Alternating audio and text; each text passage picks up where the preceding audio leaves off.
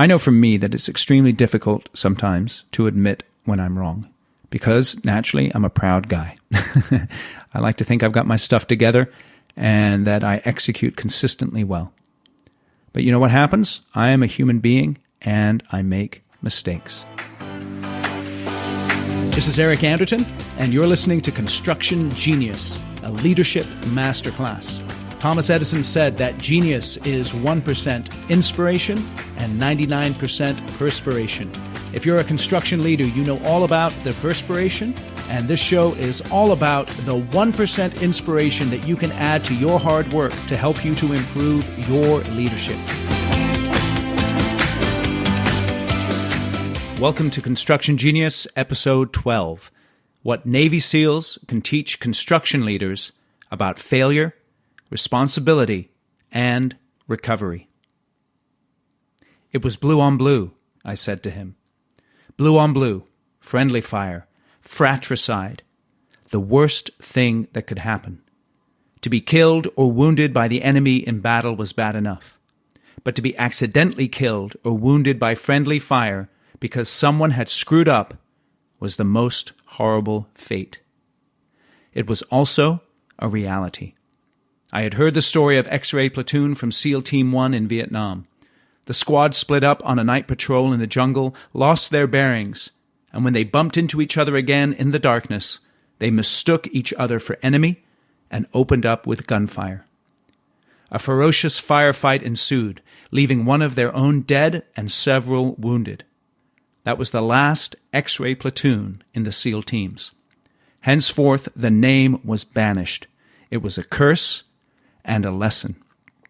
Friendly fire was completely unacceptable in the SEAL teams, and now it had just happened to us, to my SEAL task unit. This is a quote from Extreme Ownership, How U.S. Navy SEALs Lead and Win, by Jocko Willink and Leif Babin. It tells the story of a friendly fire incident that occurred during the Battle of Ramadi in Iraq in 2006, when Jocko Willink was the leader of Task Unit Bruiser. As a result of this incident, one Iraqi soldier was killed in action, 4 more were wounded, and one of the Navy SEALs under Jocko's command was wounded, fragged in the face. And what we're going to cover today is what construction leaders can learn about failure, responsibility, and recovery from this book called Extreme Ownership. And let me just define what extreme ownership is. Specifically from the book, it says here, on any team, in any organization, all responsibility for success and failure rests with the leader. The leader must own everything in his or her world. There is no one else to blame. The leader must acknowledge mistakes and admit failures, take ownership of them, and develop a plan to win. So how can we apply this concept of extreme ownership in construction? What does it mean for a construction leader to take extreme ownership? And what is the impact upon the team they lead and their organization? In this episode, I'm going to cover 3 things. Number 1, the causes of problems on construction projects. Number 2, the road to recovery from failure. And number 3, the benefit of taking complete responsibility. The construction game is, in one sense, a pretty simple one. You have 2 goals. Number 1, you want to drive up revenue. And number 2, you want to drive down costs. If you increase the gap between revenue and costs, the result is that you increase profit. And profit is the key to a successful construction company. But there are many problems that occur during a construction project that threaten to drive down revenue and drive up costs and decrease profit. So think about the job site itself. It can be often kind of like a battlefield, right? Thick with confusion, inaccurate information, and broken communication. So the first thing we want to take a look at here today are the causes of problems on construction projects. So let's think about 3 specific things. And I know there's many causes, but 3 I'd like to take a look at. Number 1 is poor planning. Number 2 is poor communication. And number 3, poor execution. Poor planning, poor communication, poor execution. Let's think about poor planning for a moment. Everyone's pretty overwhelmed as we continue the boom cycle that we've been going through since about 2011, 2012. And it looks like, based on backlog, it's going to go on for a little bit longer here, maybe through 2020, 2021, depending on which industry you're in, where you are located geographically. As a result of that boom, quality has really suffered, and quality across a number of different areas. Planning has suffered simply because, think about the quality of the drawings that you're getting from architects at the moment, and how you're able then to bid accurately and plan accurately based on those drawings. It's extremely difficult. As a result of the boom that followed the bust, there's still a lack of experience in the construction industry. 2008, many experienced construction pros either decided to retire or leave the industry entirely. And because of that lack of experience, you can be seeing some poor planning from the folks who are responsible for making sure that the projects are laid out correctly. And not only is there a lack of experience, but there's an overall haste in the way things are done at the moment, simply because, again, everyone is overwhelmed by the volume of work. Everyone is stretched thin. There's a lack of human resources. So poor drawings, a lack of experience, an overall sense of haste can contribute to poor planning. And planning is the foundation of a profitable construction project. Not only is there poor planning, but also you can have many problems as a result of poor communication. And I've said this many times, poor communication will negatively impact your construction project every single time. Communication is the lifeblood of a construction organization. And poor communication can occur in three different ways. Number one, the timeliness of communication. Your troops in the field, your teams in the field need timely information about what to do, when to do it, and how to do it. And if your information is not timely, then it's hard for them to execute. If your information is unclear, if there's a lack of clarity in your communication, then that can have an impact upon your construction projects and cause many problems. And if there is inconsistency in the communication, if you're not consistently communicating how you want things done, then as a result of that lack of consistency, there can be poor execution. And so that does lead us to the last cause of problems, which is poor execution. You can have many projects on the books, but if you're not building them on time, then as a result of that, it is going to have an impact upon your profitability. If you're not building them with quality, that impacts your profitability. If you're not safe, that impacts your profitability, and it causes problems. And the reason why there's poor execution many times is because there's a lack of skill in the field. If you're a union contractor right now, you know that the halls are pretty thin of talent, and you're bringing in warm bodies sometimes onto construction projects, and those warm bodies don't have the skill necessary to execute. There's also this sense of overwhelm. You know what it's like when you're running a particular project, you get 75% of the way through, maybe 80% of the way through. There's another project starting up that you want to move some of your A players to, and you're going too fast, you're overwhelmed, and as a result of that, the execution towards the end of the project leaves something to be desired. Profit fades, you get frustrated, problems are created. There's also a lack of accountability sometimes, again, because there's overwhelm. Perhaps you have a superintendent who's running one or two more jobs than he or she should be running. And as a result of that, they're not checking in enough with the foreman on the job sites running the crews. That lack of accountability leads to poor execution. And once again, profit fades and problems occur. So poor planning, poor communication, poor execution can only lead to failure. Quality issues, safety issues, production issues occur. Customer issues come up. Costs go up. Stress increases. Profit fades. So let's talk about the second part now. The road to recovery from failure. We all have problems. Every construction company does. But how do you get on that road to recovery when a failure has occurred? Let's go back to the book, and we're going to look here when Jocko took responsibility for this friendly fire incident. Once this friendly fire incident occurred, Jocko was directed to put together a report on the situation. And he's delivering this report to an investigating officer, his commanding officer, and what's known as the Command Master Chief, or the CMC. That's the Senior Enlisted SEAL at the command. And also, he was delivering this report with the soldier who was injured as a result of this friendly fire incident. So we'll go back to the book here. Despite all the failures of individuals, units, and leaders, and despite the myriad mistakes that had been made, there was only one person to blame for everything that had gone wrong on the operation: me. I hadn't been with our sniper team when they engaged the Iraqi soldier. I hadn't been controlling the rogue element of Iraqis that entered the compound, but that didn't matter. As the SEAL Task Unit Commander, the senior leader on the ground in charge of the mission, I was responsible for everything in Task Unit Bruiser. I had to take complete ownership of what went wrong. That is what a leader does, even if it means getting fired. If anyone was to be blamed and fired for what happened, let it be me. So let's talk about 3 things in light of the road to recovery from failure. Number 1, taking personal ownership. Number 2, acknowledging failure publicly. And number 3, developing a plan to win. Let's talk about taking ownership personally. This idea of extreme ownership, I believe, really begins within. Because when a failure occurs, particularly on a project or a situation that you are responsible, an inner game immediately begins. Because what's the first thing that happens?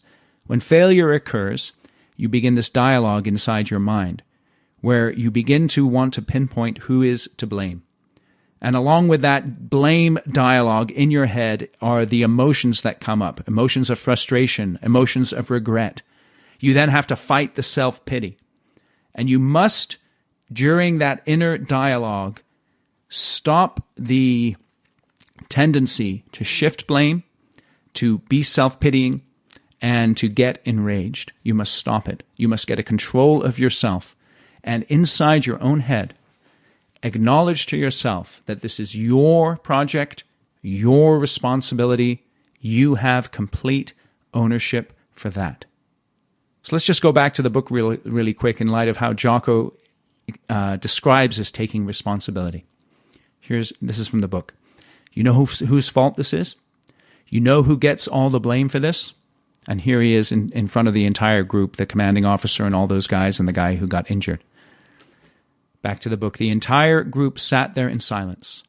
No doubt they were wondering whom I would hold responsible. Finally, I took a deep breath and said, "There is only one person to blame for this, me. I am the commander. I am responsible for the entire operation. As the senior man, I am responsible for every action that takes place on the battlefield. There is no one to blame but me." It was a heavy burden to bear, but it was absolutely true. I was the leader, I was in charge, and I was responsible. Thus, I had to take ownership of everything that went wrong. Despite the tremendous blow to my reputation and to my ego, it was the right thing to do, the only thing to do. I apologized to the wounded SEAL, explaining that it was my fault he was wounded, and that we were all lucky he wasn't dead. So not only do you have to take ownership personally, but the second thing, and we see this with Jocko here, is acknowledge failure publicly. Tell the truth when a mistake occurs that you are responsible for in a position of leadership.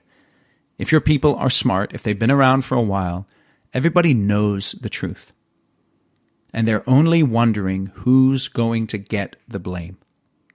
You must be humble enough and honest enough to bear complete responsibility. And another thing, you want to make sure that you acknowledge your failure up and down the chain of command. For some people, it might be easy to talk to their guys in the field and say, "Hey guys, I blew it." But it might be really hard to walk into the president's office and say to the president of the company, "Hey, I made a mistake here." Sometimes we fear acknowledging it to people underneath us because we're proud. Sometimes we fear acknowledging it to people above us in the chain of command because we're afraid that somehow that's going to affect our reputation. And when you're acknowledging failure, make sure you don't acknowledge your own failure and then say, "but," and then start talking about other people's failure, particularly at the beginning of the process. Have your guys back. Don't use the word "but" when you're acknowledging failure. or the word and. Simply say, this is my responsibility, this is my project, this is my fault. Because once you've taken ownership personally, once you've won that inner game of taking responsibility, once you've acknowledged that failure publicly, you can then take the next step on the road to recovery from failure, and that is developing a plan to win. Some time ago, I was sitting down with a project manager that I was doing some executive coaching with, a very experienced, technically savvy project manager who had gone through some failure and was on the road to recovery.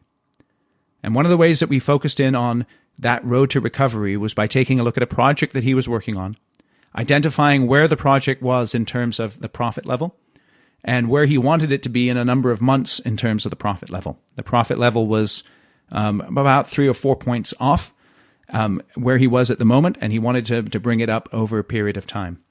So we identified a particular plan for him to go to work on in light of overcoming the challenges that he was facing. We developed a rally cry that he could really focus on and inspire himself and his team with. We developed areas of fierce focus that would drive that rally cry in light of production in the field, in light of scheduling, and in light of planning. And then we developed some specific metrics that told him whether or not he was driving those areas of fierce focus in order to achieve the rally cry. And we put it all on one simple piece of paper. So if you're going to get on the road to recovery, you not only have to be able to take responsibility personally, acknowledge failure publicly, you must take the next step, and that is to develop a plan to win. Now, as you're listening to this, you know that when a failure occurs on your project, it just isn't your fault. Failures occur in the team that you're leading. It's other people who fail as well, not just yourself. And so it's kind of difficult to get your head around this concept of taking complete responsibility, but it is an essential thing to do. So what if someone isn't performing? You know, you might be thinking, what's the point of me taking ownership when it really is their fault? So let's talk through that just real quick here. First thing you want to ask when someone's failing on your team is, and this is key here, listen. Whenever you're in a place of leadership, whether it's for a company, whether it's for a division, whether it is for a project, if you're the leader, you are completely responsible for everything that is going on in terms of the results that are occurring. You're responsible for the people that you lead. Your results are a reflection of your leadership. So when you're thinking about someone in your team who isn't performing, first ask this: is it a moral issue? Sometimes people don't perform because they're lazy, because they don't care. There's a moral issue at stake. And how do you know whether or not it's a moral issue? Well, what the best companies do is they clearly define the values or the ways of behaving that define their organization, and then they translate those into actions, into processes, and into procedures. And then they can evaluate people's behavior based upon those procedures and those processes that are founded in their values. And what you must become as a leader is intolerant of any violation of the values of your organization. If you are intolerant of those violations, it gives you moral clarity to address issues of behavior that violate the values of your organization. Now, it may not be a moral issue, though, why someone is failing. It may be a morale issue. Let's talk about morale for a moment. What is the source of morale? Well, another word to describe morale, perhaps, is confidence. Think about an area of your life in which you are confident. It's very likely that you're confident because you are competent. You know what you're doing, and that competency leads to confidence. So if you're looking at your team and you see someone who is lacking in morale and is not performing well, perhaps they need some training and mentoring. It could be technical training. It could be soft skills training. And what I mean by soft skills is things like communication training. Many young people in construction today are terrified of the old school superintendents, and they need training specifically on how to have difficult conversations. You can check out one of my episodes, by the way. It's an earlier episode, I forget the number, about how to have difficult conversations. And then they need to be held accountable. Once you train them, once you mentor them, once you are available to help them with their issues, you need to be able to hold them accountable for what they have learned. But above all, regardless of whether it's a moral issue or a morale issue, you must, and Jocko makes this point in the book very clearly, keep loyal to your team and to the mission above the individuals within the team. So if someone is struggling, you must be willing to reposition them, you must be willing to reassign them, or you must be willing to remove them.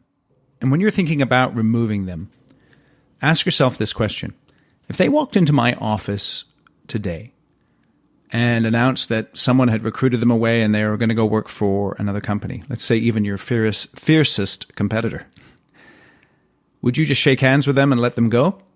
Or would you make them an offer that they couldn't refuse so that they would stay? If you're thinking you'd shake hands with them and let them go, then that should really help you to understand that this person may not be a fit for your organization. And in order to be an effective leader, you must always keep loyal to the team and the mission above the individual. So reposition, reassign, or remove them. Now, we've talked about the cause of problems and the road to recovery. And the road to recovery really is by taking ownership personally, acknowledging the failure publicly, and then moving towards developing a plan to win. Now let's talk about the benefit of taking complete responsibility.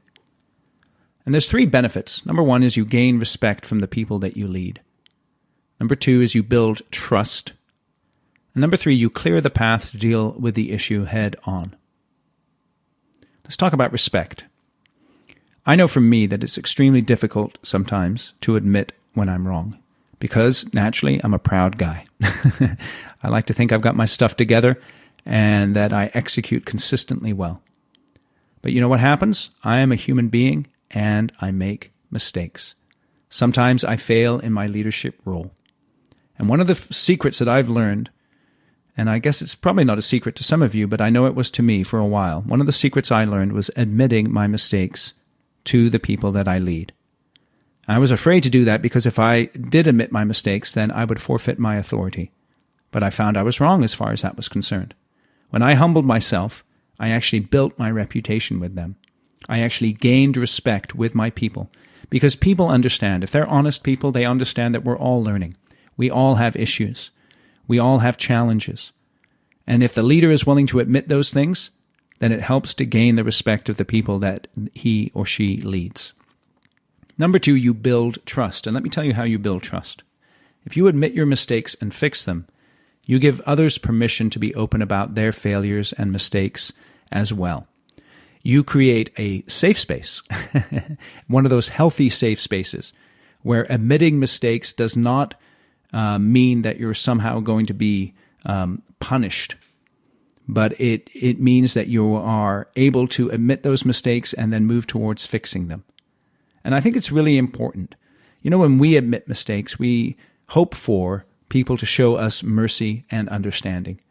Make sure when your people are admitting their mistakes that you show them mercy and understanding as well. Now, don't excuse moral failings.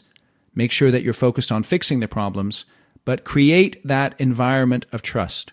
As you're admitting mistakes, they have the freedom and the ability to admit their mistakes also.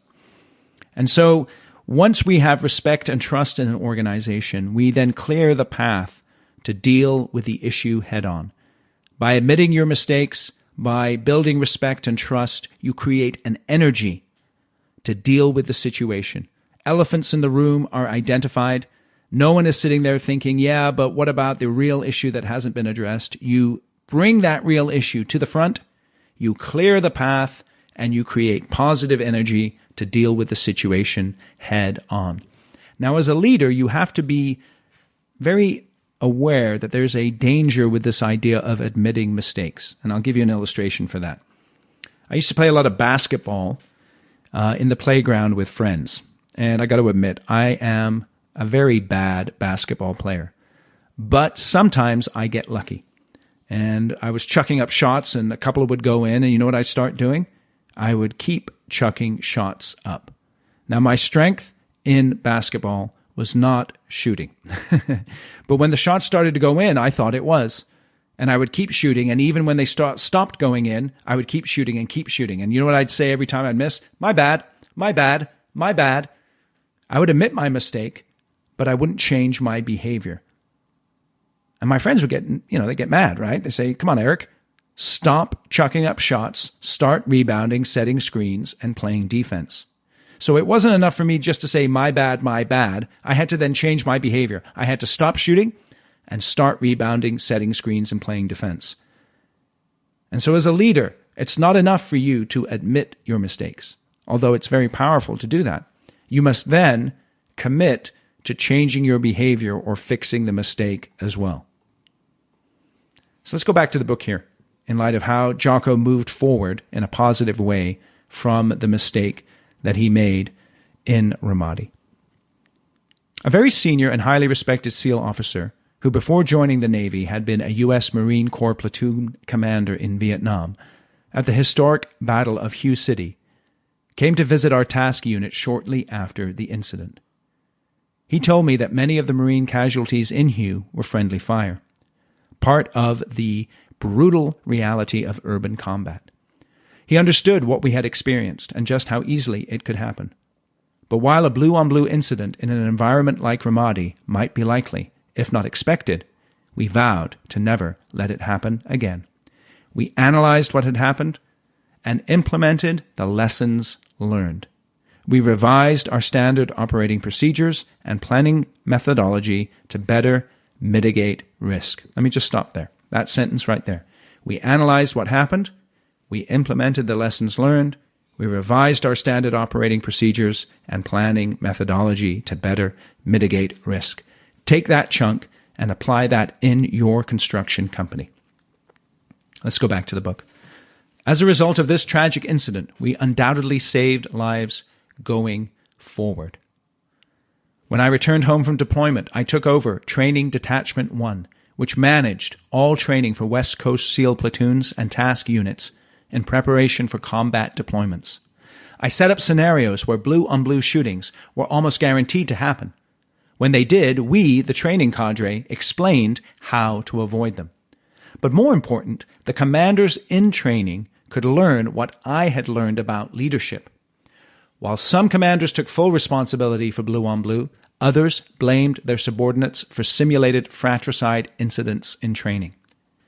These weaker commanders would get a solid explanation about the burden of command and the deep meaning of responsibility. The leader is truly and ultimately responsible for everything.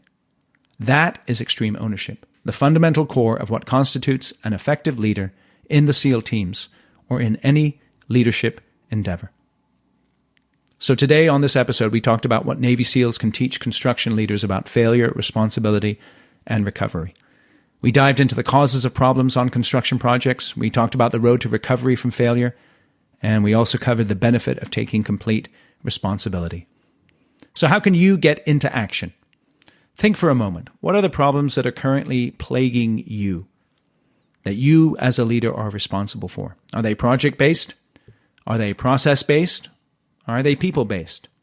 More than likely, there is some combination of those three things. Think about your failures. Write your problems. Think about one or two problems that you are facing. Write those down. If you're driving, don't write. Just think about them. Second thing you can do after you think is to act. Number one, take full responsibility in your mind. Don't play the blame game. Don't go to the self-pity party.